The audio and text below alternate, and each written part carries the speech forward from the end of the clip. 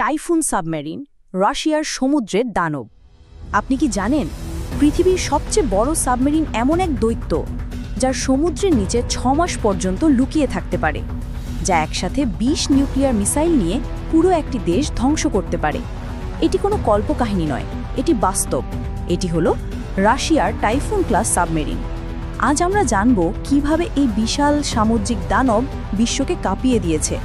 তাহলে চলুন ডুব দেই সমুদ্রের গভীরে।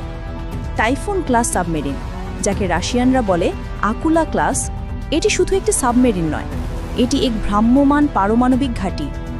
1980-র দশকের দিকে সোভিয়েত ইউনিয়ন এই দৈত্য তৈরি করেছিল আমেরিকার সাথে ঠান্ডা যুদ্ধের সময়। এটি এমনভাবে বানানো হয়েছে যেন যুদ্ধের মাঝেও এটি টিকে থাকতে পারে মাসের পর মাস। টাইফুন ক্লাস সাবমেরিনের দৈর্ঘ্য প্রায় 175 মিটার। এটি প্রায় 2টি ফুটবল মাঠের সমান। এর ওজন 48,000 টন, যা টাইটানিকের থেকেও অনেক গুণ বেশি।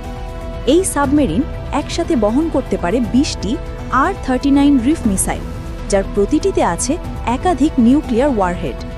একটি টাইফুন সাবমেরিন পুরো একটা দেশ নিশ্চিহ্ন করে দিতে পারে।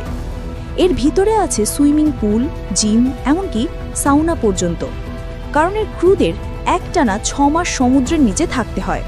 এটি এতটাই নিরিবিলি এবং প্রযুক্তি নির্ভর যে পানির নিচে থেকেও এটি শত্রুর উপর নজর রাখতে পারে বহু কিলোমিটার দূর থেকে। ঠান্ডা যুদ্ধের সময় আমেরিকার পারমাণবিক সাবমেরিনের প্রতিযোগী হিসেবেই রাশিয়া এটি বানিয়েছিল। একটি টাইফুন সাবমেরিন মানে যেন সমুদ্রের নিচে এক একটা চলমান যুদ্ধঘাঁটি। আজকের দিনে বেশিরভাগ টাইফুন সাবমেরিনই বাতিল করে ফেলা হয়েছে।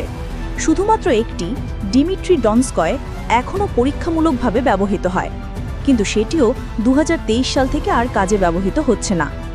টাইফুন ক্লাস সাবমেরিন ছিল এক বিস্ময়কর প্রযুক্তির নাম, যা আজও বিশ্বের সামরিক ইতিহাসে অমর হয়ে আছে।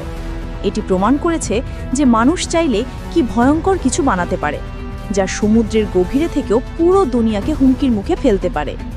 ভিডিওটি ভালো লাগলে একটা লাইক দিন, কমেন্টে লিখুন আপনার মতে টাইফুন সাবমেরিন কি আজকের প্রযুক্তিতে এখনও দরকারি? আর এমন দুর্দান্ত মিলিটারি কন্টেন্ট পেতে সাবস্ক্রাইব করুন আমাদের চ্যানেলে।